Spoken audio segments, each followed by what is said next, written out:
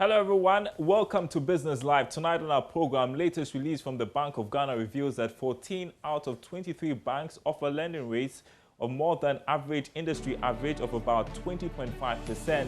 Is there something we are missing? If the banks are not responding accordingly, then what the banks are telling the central bank is that our cost of doing business is not adequately being captured. We'll hear more from banking expert Dr. Benjamin Amwa. Also coming up tonight, Energy Ministry directs NPA to revisit stalled negotiations with tanker drivers to ensure harmony in the petroleum downstream sector. Plus, canoe and gear owners call for new approach in fight against illegal, unreported and unregulated fishing.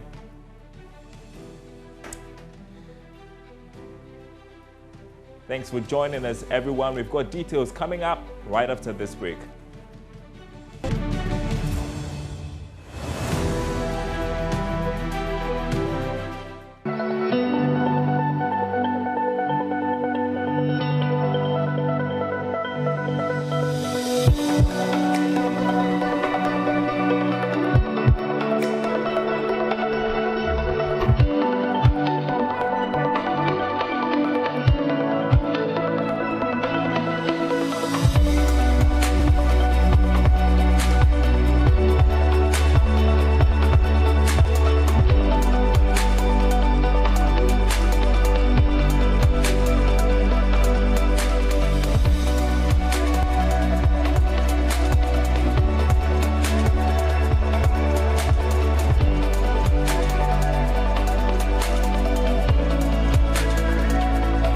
Welcome back, everyone. In our first story, banks may be incurring higher costs of doing business, hence their reluctance to reduce lending rates. That's according to banking and finance expert Dr. Benjamin Amwa, as costs increase for the Bank of Ghana to step in.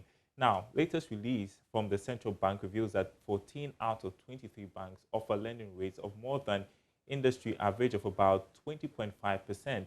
ADB, for instance, offered the highest rate average of 24.89% as of the end of July 2021. Now, take a listen to this report from my colleague, George Rafe. The average lending rate of the Universal Bank's report put together by the Bank of Ghana tracks the real interest that the banks are charging on loans offered to customers and the general public. From the publication, Cowbank's average lending rate of 15.97% beats the rate offered by the other 22 universal banks ending July this year. The bank that came close to what Cal offers is GT Bank, which charges customers and the public an average rate of 16.97%. However, ADB can be described as the bank that has the highest interest rate on the market, as at the end of July this year, it offered 24.87% as average interest on all loan products. The central bank in the report argues that these rates represents the average of all interest rates applicable on loan products for borrowers, which has been reported by all the commercial banks. The Bank of Ghana believes the regular publication of this report will help bring down rates. The central bank had in the past been always publishing this data. However, it was halted for no official reason. It is not clear for now what might have influenced its resumption or whether the recent calls by the President during the inauguration of the reconstituted board of the Bank of Ghana for them to help drive down rates might have influenced this. We are getting reaction to this. Speaking on the marketplace, Dr. Benjamin Amwa, who is also a finance lecturer at the University of Ghana Business School, indicated that the real cost of doing business by banks may not be adequately captured by the Monetary Policy Committee of the Bank of Ghana. It is the banks that do the actual lending. It is the banks that go around mobilizing for funds. And it is the banks that must promise their depositors interest rates or deposit rates that will attract funds from them. On the other side, the Monetary Policy Committee looks at the overall economy and then attempts to influence price levels in the economy. Now, if the banks are not responding accordingly, then what the banks are telling the central bank is that our cost of doing business is not adequately being captured in what the Monetary Policy Committee is coming out with. And that is why the banks are finding it difficult to easily reduce their rates, simply because how much they contract their deposit is not what is being shown by the MPC. And because these banks are competitive forces, they may not want to perch themselves at a rate that disadvantages them. So if all the 23 banks also are clustering around a particular rate, then it is telling us that the true cost of borrowing is what the banks are exhibiting and not necessarily what the MPC is putting out. The Energy Ministry has directed the National Petroleum Authority to revisit stalled negotiation amongst the regulator, tanker drivers and other stakeholders. Now, this follows years of agitation over salary increment, welfare, transit losses, amongst other issues hampering their work. Chief Director at the Energy Ministry, Lawrence Apausi, tells Joy Business the Sector Minister, Matthew Poku-Prempeh, wants the issues resolved. There is more in the following report. For years, tanker drivers have been agitating over salary increments, welfare, transit losses, among other issues. Getting these concerns addressed became a tussle with NPA, and this affected the warm relationship between the drivers and the regulator. Chief Director at the Energy Ministry, Lawrence Apausi, says the ministry, acknowledging the importance of tanker drivers in the petroleum sector, wants these concerns addressed.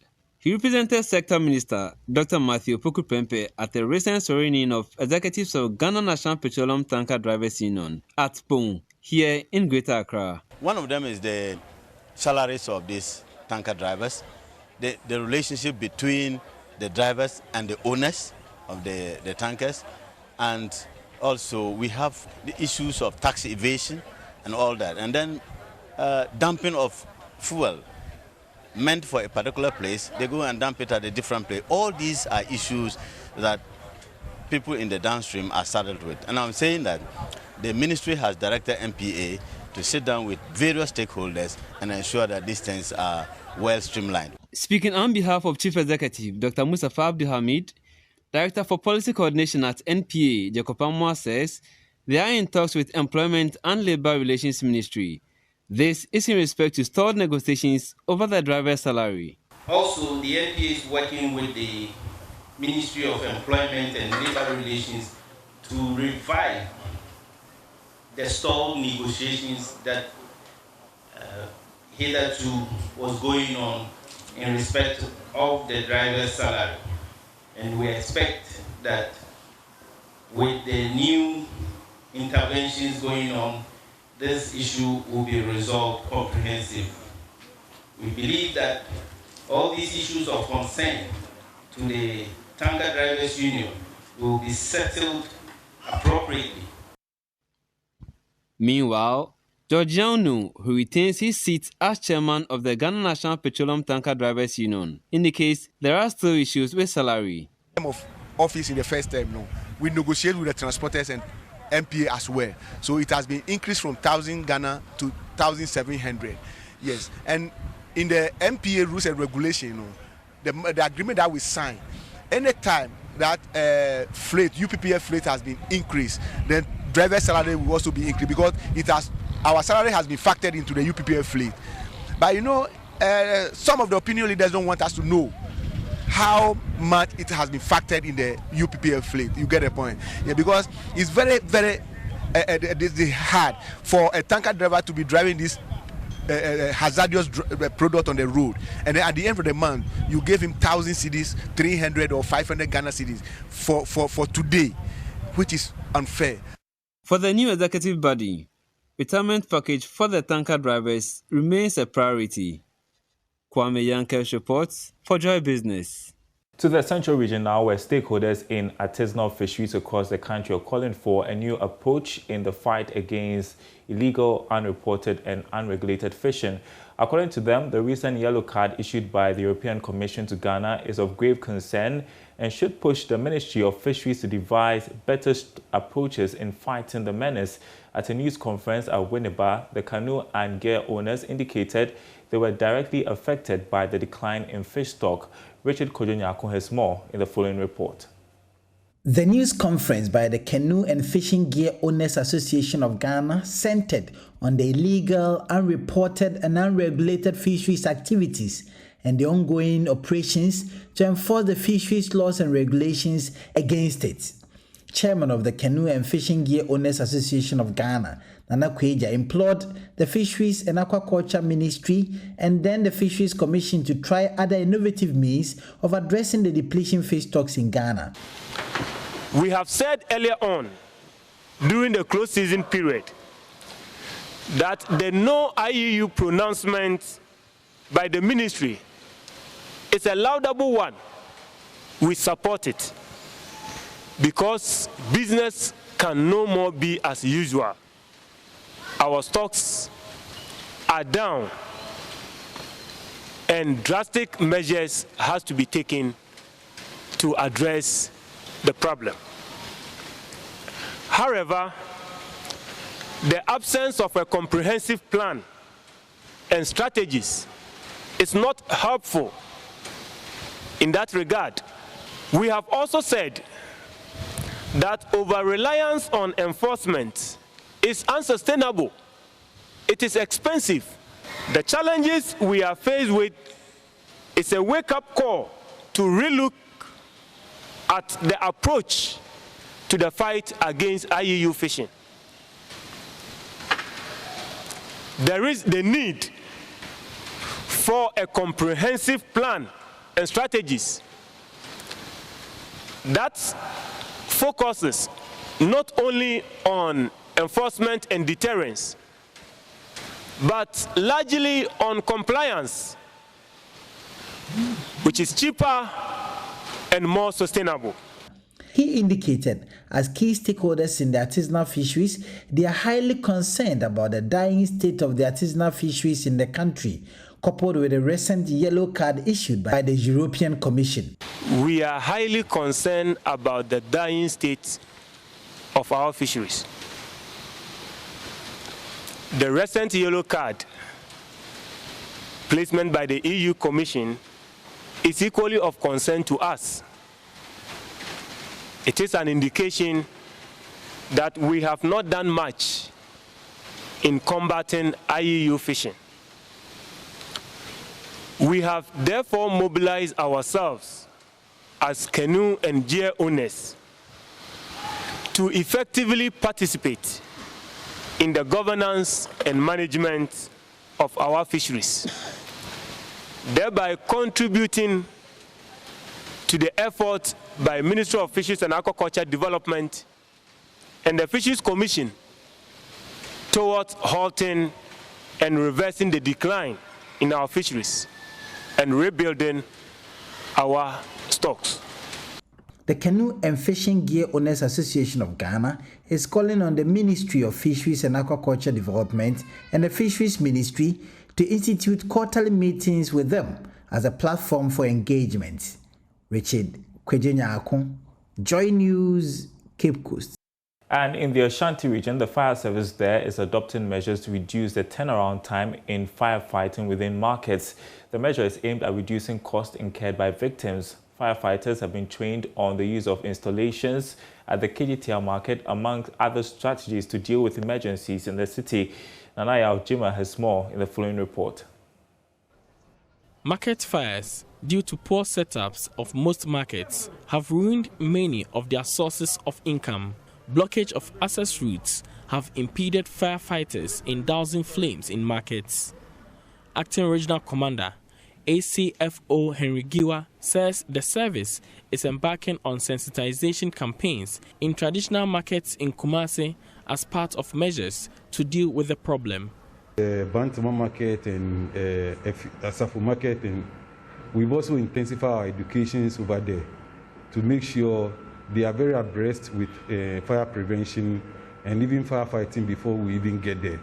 So if you could realize, these days we are not joking, and that's why we've been able to reduce the fires in Ashanti region by 20.4%.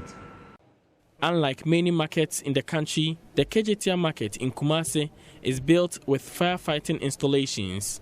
each of the 2 installed reservoirs in the market supplies enough of water for fire emergencies. Though measures are well in place for firefighting, the service has taken its personnel through the technology application in the market. ACFO Jiwa explains. And we've observed that they have almost all the firefighting facilities, fire detection systems, all have been installed over here. So in case of any emergency or any fire outbreak, the smoke detectors are supposed to pick them, send a signal to the control panel, and the control room will also send a signal to our fire officers who are also stationed over here for us to react. So I think the installations are very good. I think this is something that we've also observed. There are some people because they wanted to put their wares on their tables, they've erected some tables along the exit way. We've observed them and will communicate same to management so that some of these things are prevented. Otherwise, in case of emergency and people are rushing, it will impede them, and if you don't take care, there will be a stampede. The service is on a mission to reduce fires by 60%, achieving 20% by end of the first half of the year. Being proactive and intensifying fire education are among key strategies adopted to meet the targets. For Joy News, Nana Yauchima, Kumasi. And you're watching Business Live with me, Daryl Kwao. We are taking a short break. We'll be back with some more stories.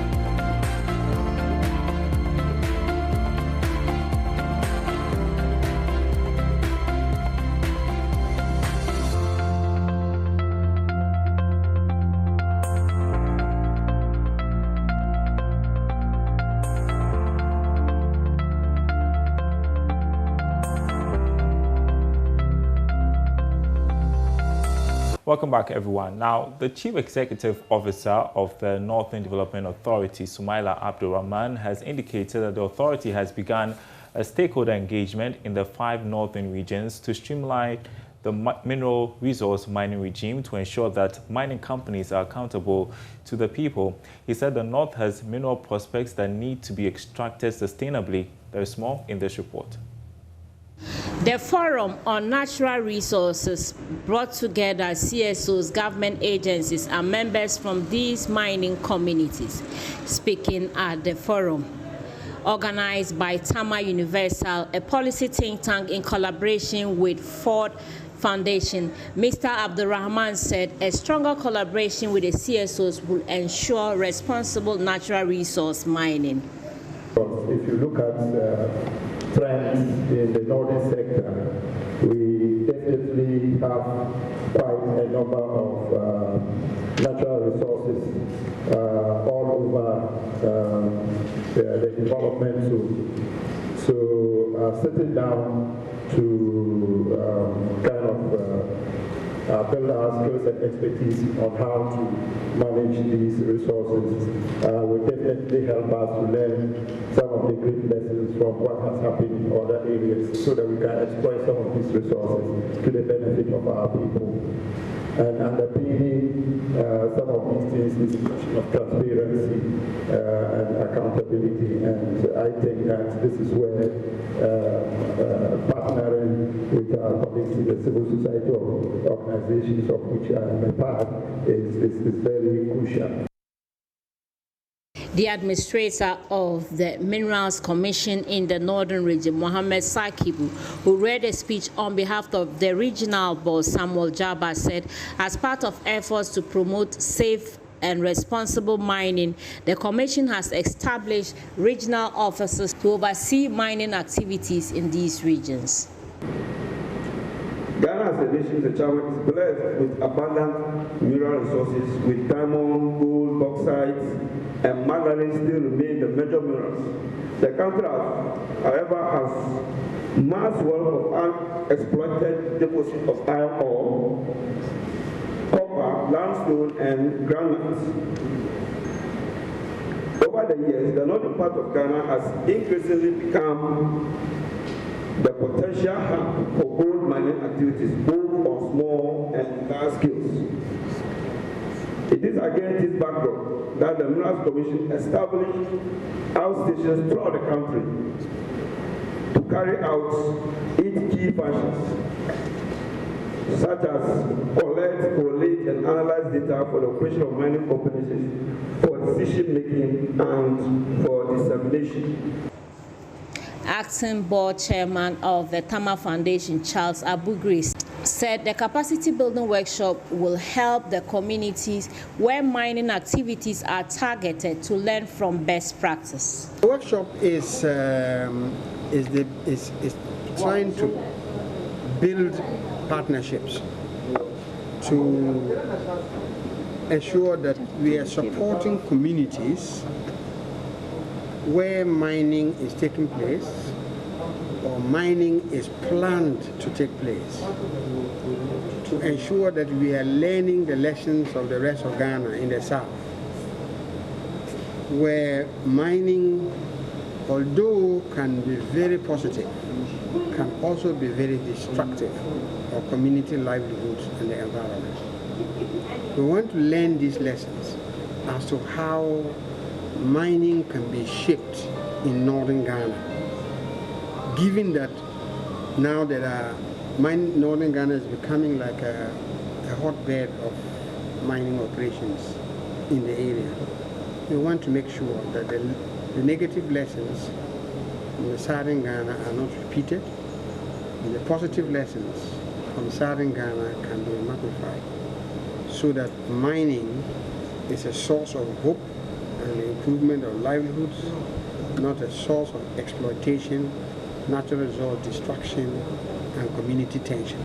That report filed by Martina Bugui. Now, Deputy Minister for Food and Agriculture Yao Frimpong Ado is urging individuals and key players in the private sector to return to their roots or places of origin and invest in agriculture. According to him, this will boost public-private partnerships in the sector and thus grow the Greek economy substantially. He spoke to Joy Business during a donation to farmers at Adafwa in the Greater Accra region. Deputy Minister for Food and Agriculture, Yao Frimpong Ado, intimated that Ghana will be food sufficient if people invest in agric in their homelands. According to him, when individuals invest in their communities, it will increase public-private partnerships, which will boost the economy. This is what we call PPP, public-private partnership, to promote agriculture. Coming here, it has been the revealing experience I've witnessed certain things that I think Ghana, if we take some of these little things serious, shortages that we experienced this year, we can put this in the bud. We can nip this in the bud, and then there'll be food sufficiency all year round. If this young lady, in her small way, has been able to organize these farmers, and you could see they are so happy. It didn't take so much to put this together. I think it behoves on us to do more, and then the private sector, wherever you come from, I'm sure she comes from this area, that's why she's taking special interest. So wherever you come from, especially if it is an agricultural area, just go out there and give them the little support that you can.